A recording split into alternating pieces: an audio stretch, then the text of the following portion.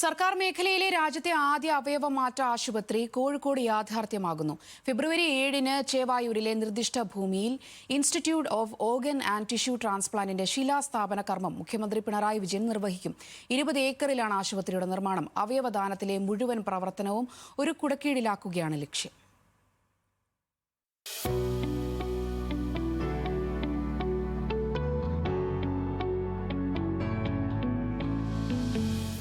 മാസം കൊണ്ട് ഇത് നിലവിൽ വരും. ഈ ആശുപത്രിയും എല്ലാ സംവിധാനവും ഒരുപാട് പ്രയോജനമുള്ള അന്നത്തെ കാലത്ത്.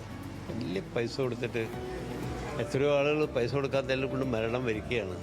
ലോകത്തിലെ 3ാമത്തെ ആശുപത്രി എന്ന് പറഞ്ഞാൽ ചെറുതല്ലേല്ലോ. രാജ്യത്ത് തന്നെ സർക്കാരിന് കീഴിലുള്ള ആദ്യത്തെ അവയവമാറ്റ ആശുപത്രിയാണ് കോഴിക്കോട് ഒരുങ്ങുന്നത്. 500 കോടി ചെലവിൽ ചേവായൂരിലെ 20 ഏക്കറിലാണ് ആശുപത്രി ഒരുങ്ങുക.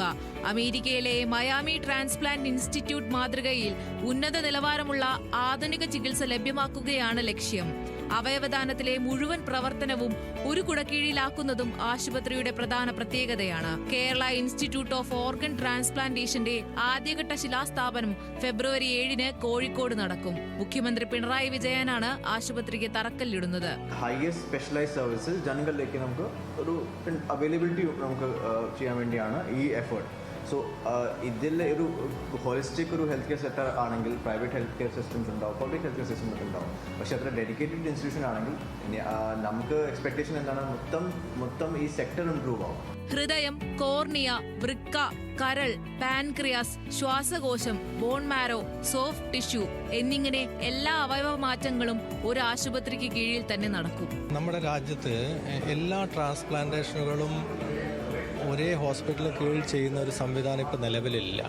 ഈ സ്ഥാപനം നമുക്ക് ചികിത്സയ്ക്ക് വേണ്ടി മാത്രമല്ല, ട്രാൻസ്പ്ലാന്റേഷന് ഭാവിയിൽ വരുന്ന ഡോക്ടർമാരെയും നഴ്സുമാരെയും പാരാമെഡിക്കൽ സ്റ്റാഫിനെയും ട്രെയിൻ ചെയ്തെടുക്കാനുള്ള ഒരു സെന്ററായിട്ടും ഇത് പ്രവർത്തിക്കും. ആശുപത്രിയുടെ 1ാം ഘട്ടത്തിൽ ICU, HDU സൗകര്യങ്ങൾ, ഡയാലിസിസ് സെന്റർ, 10 ഓപ്പറേഷൻ തിയേറ്ററുകൾ എന്നിവ ഉൾപ്പെടെ 350 കിടക്കകൾ ഉണ്ടാകും.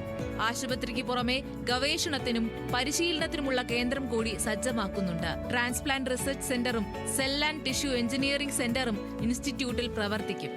സർക്കാർ മേഖലയിലെ രാജ്യത്തെ ആദ്യ അവയവമാറ്റ ആശുപത്രിയാണ് കോഴിക്കോട് ഒരുങ്ങുന്നത്. ആരോഗ്യരംഗത്ത് മറ്റെല്ലാ മേഖലയിലും ഒന്നാമതെത്തിയ പോലെ അവയവമാറ്റ രംഗത്തും കേരളം ഇനി ഒന്നാമതാകും.